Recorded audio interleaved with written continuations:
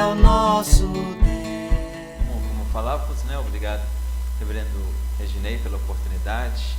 Deus continue abençoando a sua vida, o ministério, abençoando a igreja. Saúdo também a todos os irmãos. Deus abençoe cada um, né? Dando aí alegria, paz sobre a vida de cada um, também aqueles que nos acompanham aí pela internet. Um forte abraço a todos. Deus abençoe aí a vida de todos. Iremos ler o Evangelho de João, capítulo de número 1, o versículo de número 14, né? Um versículo bem conhecido, que fala bem a respeito desta época. Evangelho de João, capítulo de número 1, versículo de número 14, diz aqui: e o Verbo se fez carne e habitou entre nós, cheio de graça e de verdade, e vimos a sua glória, glória como do unigênito do Pai. E o Verbo se fez carne e habitou entre nós. Eu queria começar aqui, até fazendo uma referência ao próprio reverendo Ellison. Infelizmente não pôde estar aqui, nós estamos orando por ele, temos certeza que Deus irá abençoá-lo ali. Ele está agora internado no hospital, né? Tenho certeza que era a vontade dele estar aqui, mas estamos orando por ele, tenho certeza que Deus há de abençoá-lo. Mas queria iniciar aqui fazendo uma citação que o próprio reverendo Ellison fez numa pregação, se não me engano era da reunião do presbitério, de um tempo atrás, ele citando um professor seu do curso de filosofia. O professor falava que nós vivemos hoje numa sociedade cristã. Ele estava lá num ambiente extremamente secular, né, uma universidade, e fazendo um curso quase que dominado aí por pessoas agnósticas, ou que se declaram contra a religião. E um dos professores dizia claramente aos seus alunos, né, que nós hoje vivemos uma sociedade cristã. Os valores que nós temos na sociedade hoje fazem parte de valores cristãos, e temos quase que uma cultura cristã no nosso meio. Vivemos isso, né? Ainda mais no Brasil, um país que a religiosidade é tão presente, né? Está aí tão presente na nossa vida. Parece que é algo muito mais profundo a respeito disso.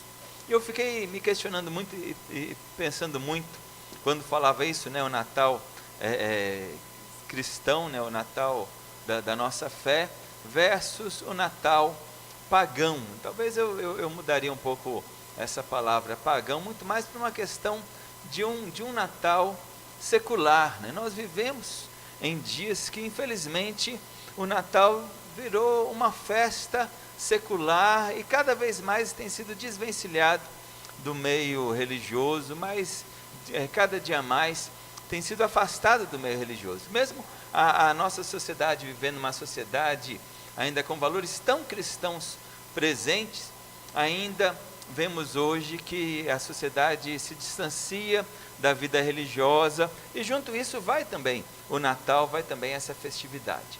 E se pensarmos bem, aquilo que é falado, aquilo que é proclamado aí na mídia e nas empresas e no meio da sociedade nesta época, ela baseia-se muito além do que simplesmente esta festa, essa comemoração.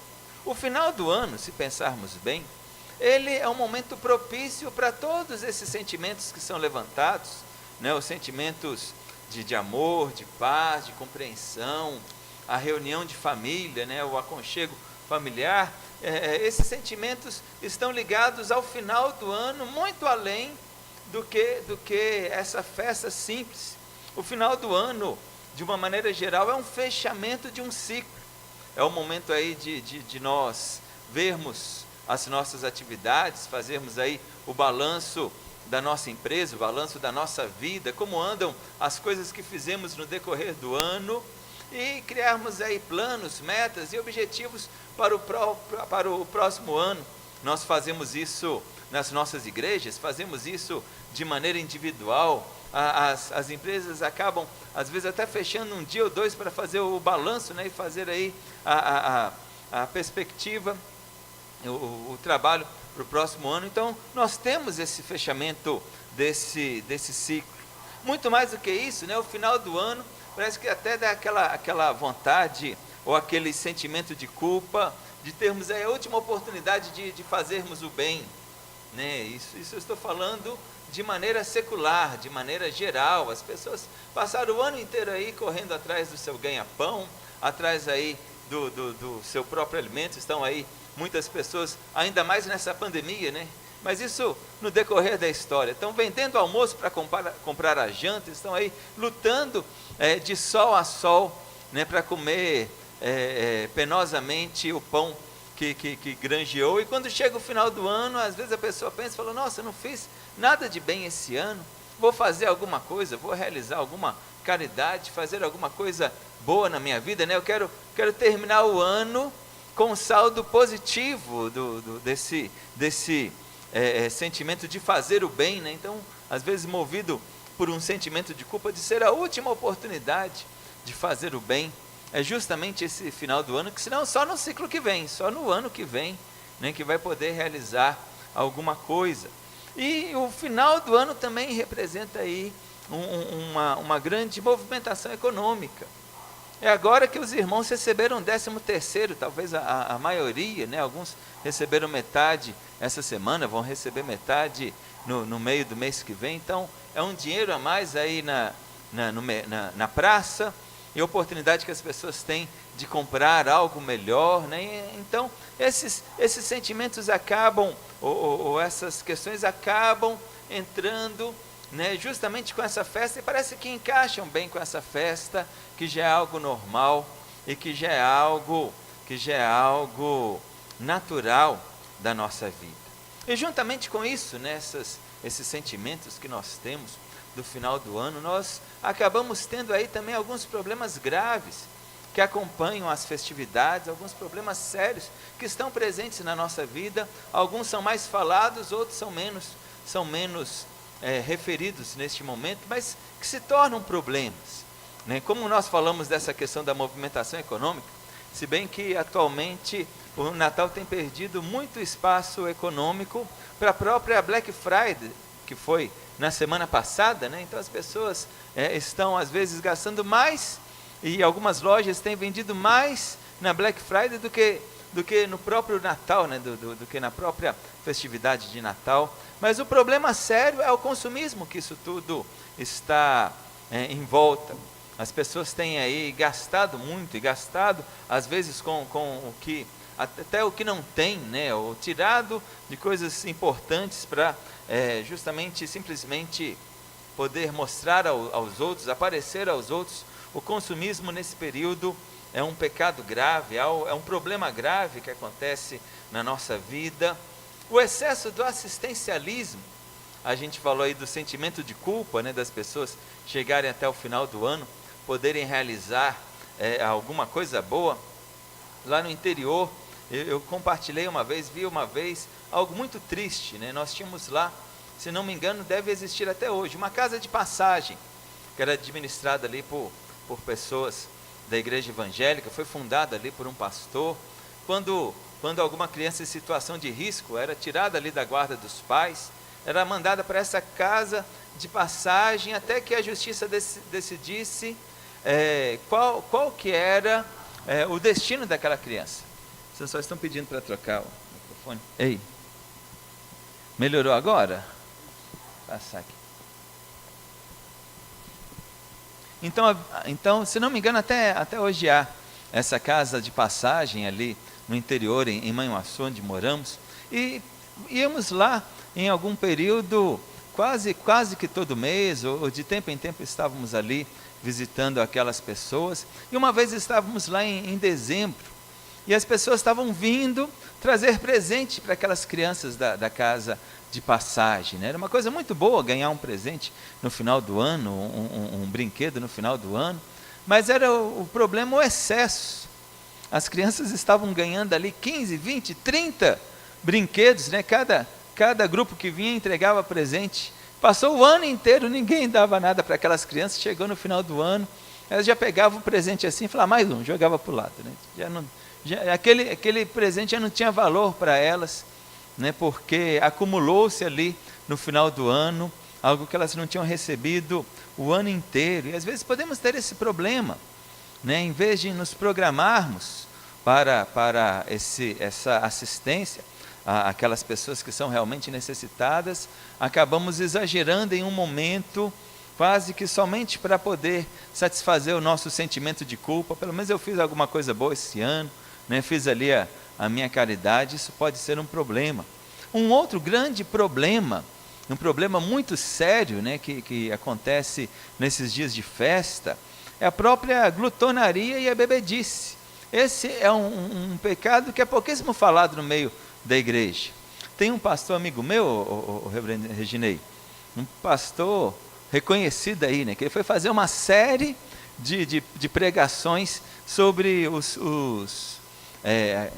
fruto do Espírito e o que da carne me fugiu agora?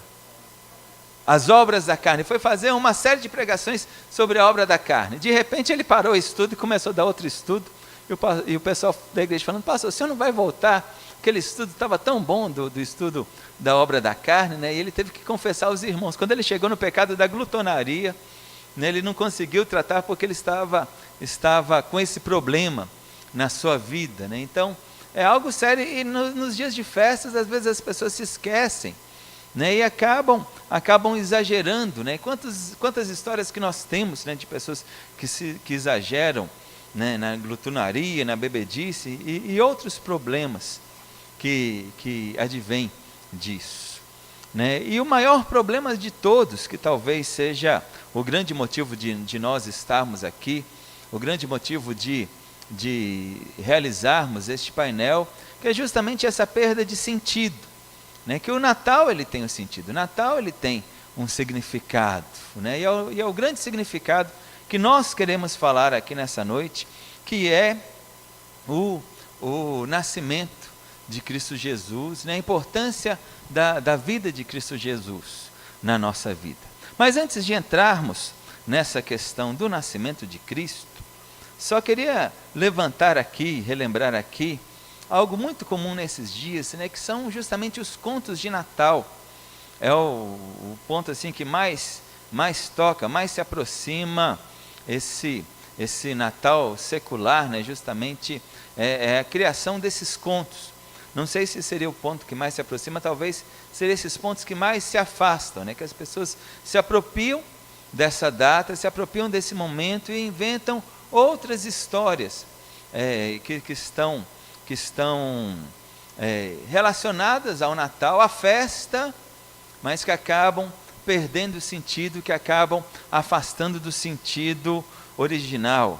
Lá em casa a gente está tendo esses últimos dias uma experiência interessante, né? A minha esposa está fazendo ali uma maratona de filmes natalícios, né? Porque aqueles aplicativos de streaming encheram a lista ali de filmes de Natal, e a minha esposa está agora ainda passando ali o resguardo, né? Ontem a minha filha fez 1 mês, então ela está ali, né, nesse período de resguardo. Então, enquanto a menina para de chorar um pouco, que ela tem um pouquinho de tempo, às vezes, ou quando está amamentando, assistindo um filme, está lá fazendo aquela maratona dos filmes de Natal, né? Praticamente o plot é o mesmo, a história é o mesmo, né? Uma pessoa problemática que acaba tendo que vir numa festa de Natal da sua família por algum problema, né? E eles falam lá que o sentido do Natal é amor, é paz, é compreensão, é reunir a família, e como se ficasse tudo somente nesse sentido, somente isso, né? Eles ainda tentam combater, por exemplo, o consumismo nesses filmes, né? Mas acabam esvaziando o sentido, acabam realizando uma festa de aniversário, que é o nascimento de Cristo, e esquecem de convidar o aniversariante, esquecem de convidar a Cristo Jesus. Mas dessas milhares de histórias, existem algumas que são assim, famosas, né? Nós temos, por exemplo, se não me engano foi no ano 2000 e pouco, lançado um filme chamado O Grinch, e o filme é baseado num livro de 1957, né? Não é algo muito distante não, o próprio filme é algo próximo, está aqui. Talvez alguém já tenha ouvido falar na história de Ebenezer Scrooge. Ebenezer Scrooge era o amado rabugento. É mais conhecido aí, é uma história que já foi replicada aí dezenas, talvez centenas de vezes, que é aquela história dos 3 espíritos de Natal.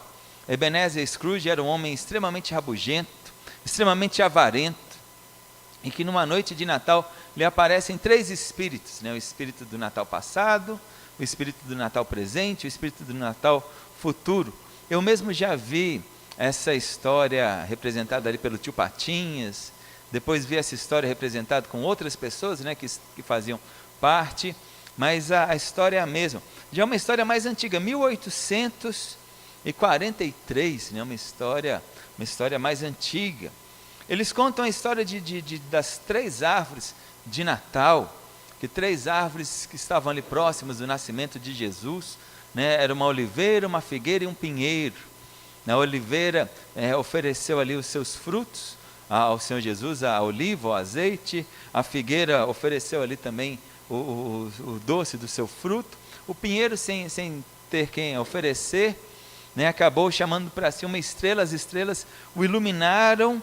Essa história ali já do século 17, 1670, já um período aqui pós-reforma, né, um período recente. São muitas histórias que acabam quase que tangenciando a história de Cristo Jesus, ou colocando a história de Cristo Jesus em escanteio. A história de Cristo Jesus é quase que uma parte secundária, ali, um pano de fundo, né, enquanto eles querem transmitir outros valores, querem transmitir outras questões. E de que vale falar de todas essas coisas, se nós não falarmos, ou se nós nos esquecermos daquilo que é o mais importante?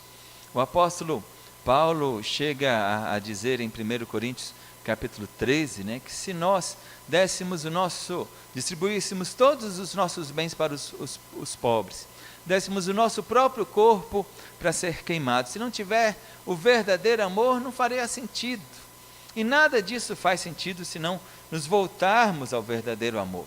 E a palavra de Deus deixa clara que este amor é o amor de Deus. Quem não ama não conhece a Deus, porque Deus é amor. João 3,16, que nos fala também do dia de Natal, nos fala que Deus amou o mundo de tal maneira que deu seu Filho unigênito, para que todo aquele que nele crê não pereça, mas tenha a vida eterna.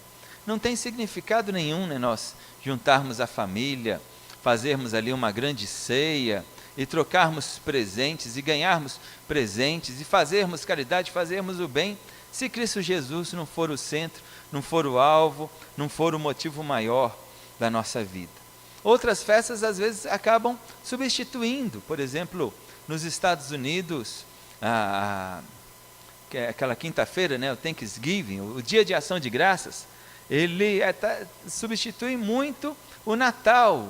Nos Estados Unidos eles não costumam fazer a ceia de Natal, eles costumam fazer a refeição do dia de ação de graças, né? O peru lá não é servido no Natal igual aqui no Brasil, né? Em outro momento a família se reúne no dia de ação de graças, né? Então as pessoas acabam tirando o significado, e nós devemos lembrar: o Natal é o nascimento de Cristo. E por que nós deveríamos comemorar o Natal? Por que o Natal é tão importante para a nossa vida, né? Por que é tão importante o nascimento de Cristo Jesus na nossa vida? Para os irmãos terem a ideia da importância, é aquilo que marca o antes e o depois da nossa história. Nós vivemos 2020 depois do nascimento de Cristo. Não é 2020 depois da morte de Cristo. Às vezes eles poderiam ter marcado a história no dia da morte de Cristo, né? Nós comemorarmos hoje o ano de 2020 depois da morte de Cristo. Não, mas é marcado o dia do nascimento de Cristo Jesus como o divisor de águas, né? Como aquilo que marcava antes de Cristo e o que marcava depois de Cristo Jesus.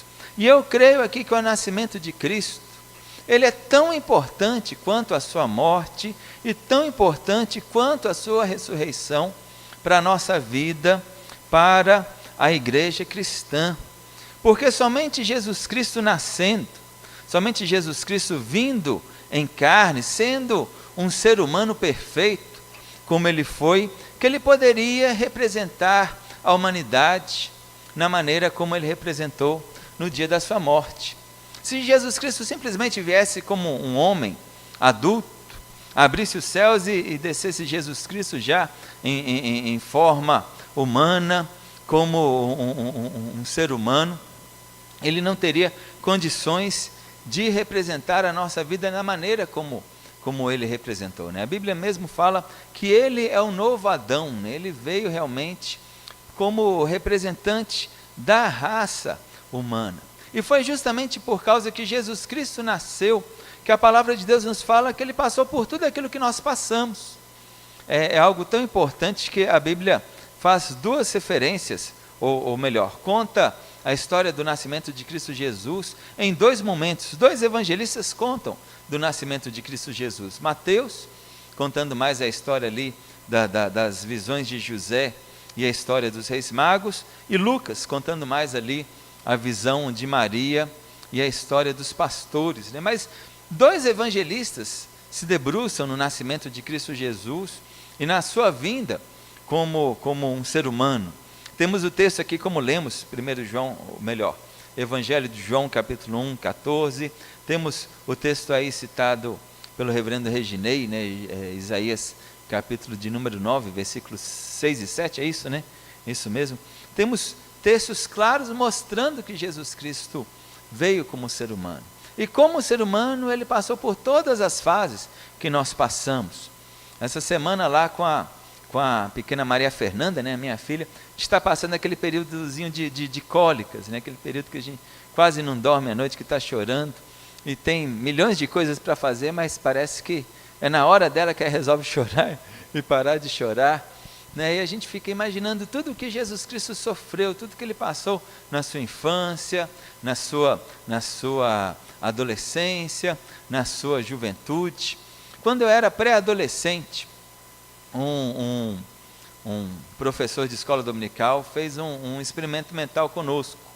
Ele pediu para que a gente imaginasse qual seria o animal mais asqueroso, mais nojento que a gente pudesse pensar, né? Alguns se referiram nas cobras, outros se referiram nos ratos. A maioria do pessoal ali falou na barata.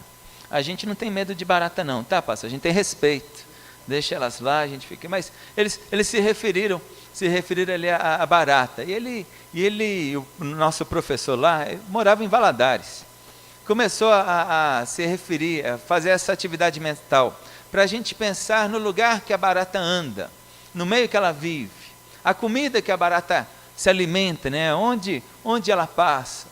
E aí o professor ainda falava, né? Aquilo que Jesus Cristo fez, saindo da sua glória, vindo habitar entre nós, era algo muito pior do que se algum de nós se transformasse numa barata e fosse viver como uma barata, né? Foi algo assim inimaginavelmente pior do que ele fez. E ele fez tudo isso por amor, né? E ele viveu toda essa vida por nós.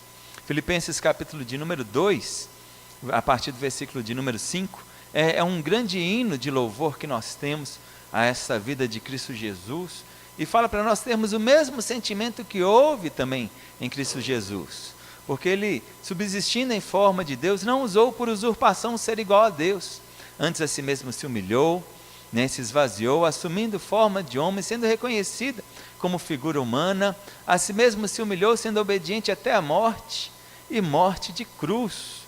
Então aquilo que Jesus Cristo fez, o seu nascimento, marca tudo isso, e por isso que é a grande importância de nós voltarmos a Cristo Jesus e lembrarmos não somente da sua morte, da sua ressurreição, e também do seu nascimento.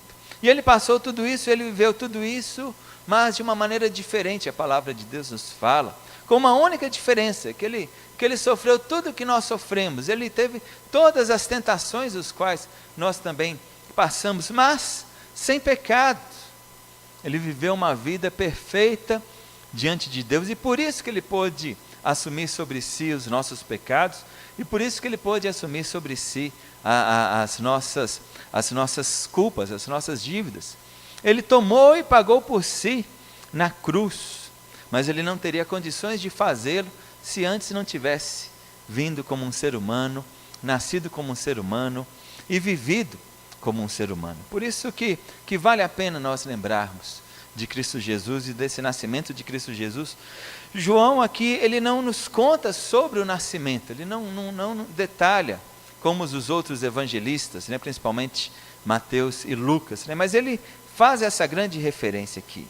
Ele chama a Cristo Jesus do Verbo de Deus, o Logos de Deus, né, a Palavra de Deus, que veio e se fez carne, que habitou entre nós, e que abriu a oportunidade de nós nos achegarmos a Deus, de nós voltarmos ao nosso Deus. Né? Não faz sentido nenhum, né, nós falarmos sobre paz, sobre compreensão, sobre caridade, sobre família, se Jesus Cristo não estiver presente, se Ele não estiver no nosso meio. Né? São sentimentos tão belos, são sentimentos tão importantes, mas que não têm valor se Jesus Cristo ele não se fizer presente na nossa vida. Nós temos a questão do dia. Eu tive estudando hoje, né, dando uma repassada hoje, né, pesquisando algumas coisas hoje, eu descobri uma coisa, algo interessante a respeito do dia do nascimento de Cristo, né, algo que eu tenho ouvido falar, inclusive estava comentando isso essa semana com alguém, né, que de uns 10 anos para cá, estão num questionamento muito grande sobre o dia 25 de dezembro. Antes disso, de uns 10 anos para trás, eu nunca tinha ouvido falar nada contra o nascimento de Cristo Jesus. Isso é alguma coisa recente, né? O reverendo Reginei até fez aí uma referência, né, sobre o solstício de inverno. Nossa, que é o solstício de verão, mas como começou lá no hemisfério norte, lá é o solstício de inverno. Outros lugares chamavam da festa da Saturnália, né, o período ali do final do outono, início justamente do inverno. Até falava, né, que no solstício de inverno era o dia mais curto e a noite mais longa. E é justamente depois disso que eles faziam a referência, né, que agora as trevas vão embora e a luz vai começar a dominar. Mas um estudo que eu vi hoje, descobri hoje, falando que isso não tem muito sentido para falar que esse seja o motivo do nascimento de Cristo, porque o solstício não é no dia 25, é no dia 22, né? Tão atrasado ali alguns dias. E aí o mesmo estudo vinha falando lá que colocaram que havia uma festa, um culto ao Invicto Sol, ao Deus Invicto Sol, comemorado no dia 25 de dezembro no Império Romano.